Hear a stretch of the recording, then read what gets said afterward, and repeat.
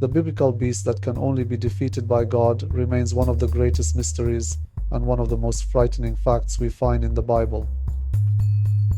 Leviathan has long been a topic of interest and debate because, according to the Bible, if this enormous creature were released, there would be nothing we could do to stop it. But what else does the Bible tell us about this monster?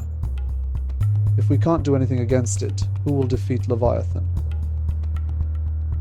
Will God be the one to destroy it on Judgment Day? Do you want to know more about this creature and its possible meaning?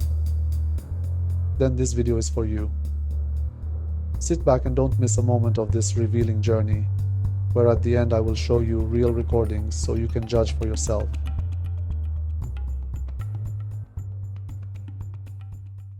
Leviathan is a mythological creature mentioned in the Bible, specifically in the Old Testament.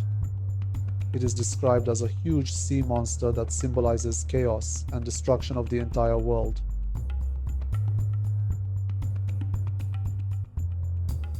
To delve deeper into this topic, we must go back to the beginning of everything, to the book of Genesis. This book indirectly suggests that God created this being on the fifth day of creation, as it is written in Genesis chapter 1, verse 21.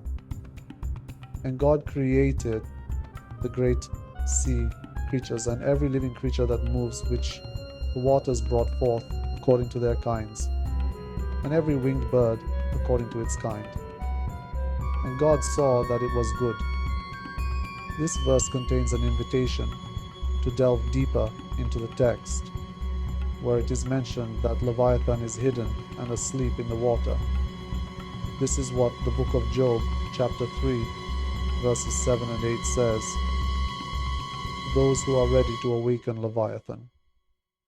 It is believed that this beast is asleep, but imagine for a moment if it were to move or appear. It is written that this could put the world in great danger or even destroy it.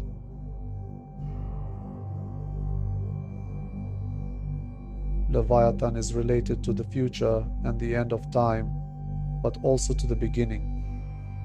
It is mentioned that this creature is hidden in the waters, which has an important symbolism, as it is said in Genesis chapter 1, verse 2, and the earth was in chaos and disorder, and the whole earth was covered with water, and the Spirit of God was hovering over the face of the waters.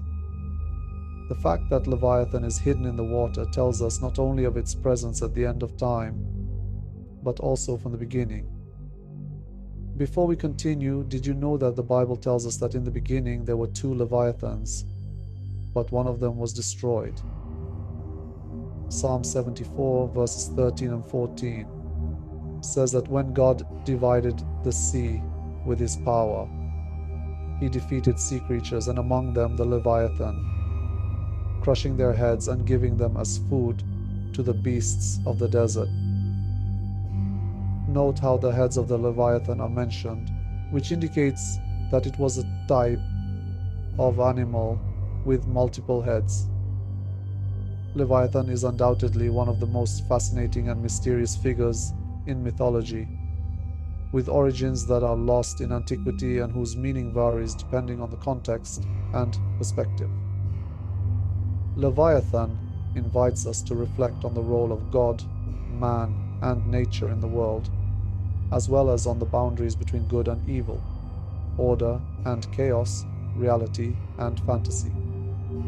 Furthermore, we are told of another Leviathan that will be defeated by God on the day of judgment. In the book of Job, Leviathan is specifically described as a monster that we would not even want to contemplate. He is clearly referred to as an immense creature that we could only imagine in our worst nightmares. In chapter 41, verses 1 through 6, we read, "Can you draw Leviathan in with a hook, or tie his tongue with a rope? Can you put a reed through his nose, or pierce his jaw with a hook? Will he beg you to spare him, or speak to you with sweet words? Will he make a treaty with you to take him as your servant forever? Will he play with him as with a bird? Will you trade his flesh among the merchants? Can you cover his skin with harpoons, or his head with fishing spears? Lay your hand on him, remember the battle, and never do such a thing again. Behold, the hope of capturing him will be in vain. At the sight of him, every one will be driven to despair. Who would dare to rouse him? No one in all the world. These allusions sound terrifying, but what do they really mean? The Bible literally describes a colossal creature, a dragon that cannot be hunted by anyone. No human being could even stand up to him. In the book of Job, chapter 41, verse 18, we read, "By his sneezing a flame is kindled." And in verse 19, "Out of his mouth go flaming torches.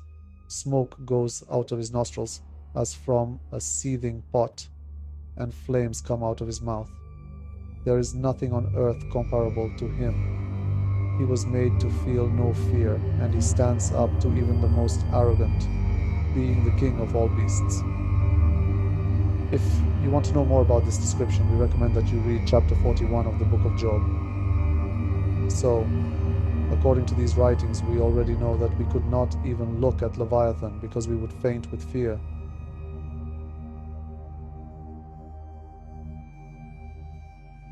But how will this Leviathan be defeated? How will God destroy him?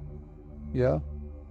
For that, we need to turn to the book of Isaiah, chapter 27, verse 1, which tells us, "In that day, the Lord will punish with his hard, great and strong sword Leviathan the swift serpent, Leviathan the crooked serpent, and he will slay the dragon that is in the sea."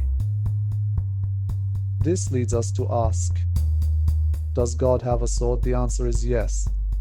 God's sword is his own word, as it is written in the letter to the Hebrews, chapter 4, verse 12. "For the word of God is living and active, sharper than any two-edged sword, piercing even to the division of soul and of spirit, of joints and of marrow, and is a discerner of the thoughts and intentions of the heart." In the epistle to the Ephesians, chapter 6, verse 17, it also refers to his word as a sword. "And take the helmet of salvation, and the sword of the Spirit, which is the word of God." Thus, on that day, God will destroy Leviathan with just his word, without this creature having any chance before its creator. According to the Holy Scriptures, this topic continues to generate much discussion.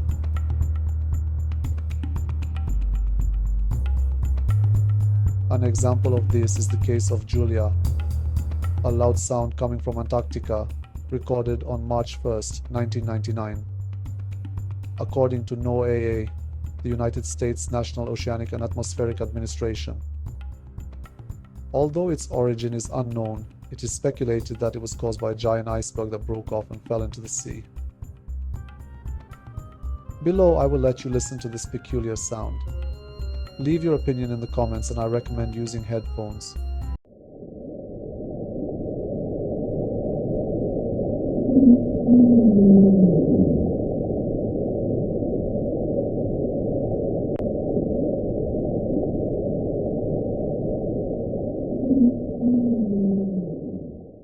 Without a doubt, we know very little about what exists in the ocean. And it is not unreasonable to think that a colossal creature that defies our understanding could exist.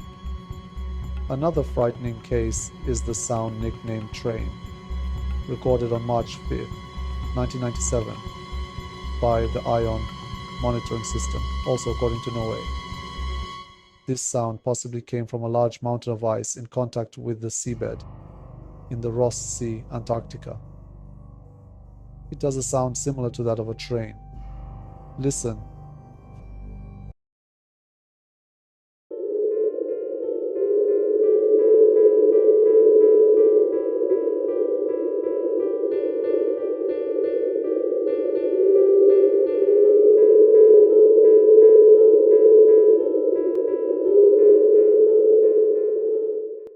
This sound has generated a lot of controversy because it originated from a mysterious noise detected at the bottom of the Pacific Ocean, which was nicknamed Blob, picked up by underwater hydrophones about 3,200 kilometers apart.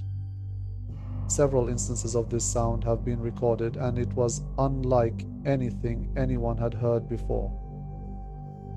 According to NOAA, it was not only loud, but it also had a unique characteristic that led to it being known as a blob.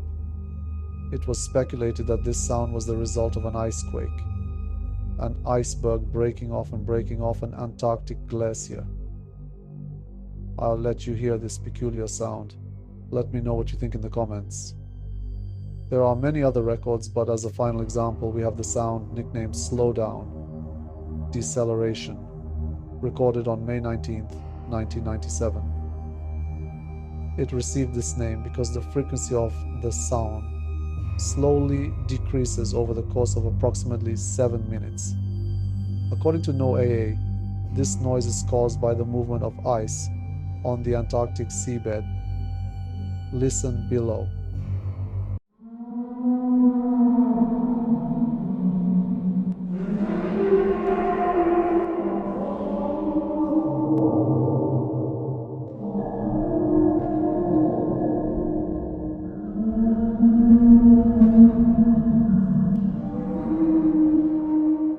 It's incredible to think that unknown creatures could exist, since we only know 5% of the ocean's volume, which means that 95% of the sea is a complete mystery. Likewise, when it comes to sea creatures, it is said that we only know a third of their species.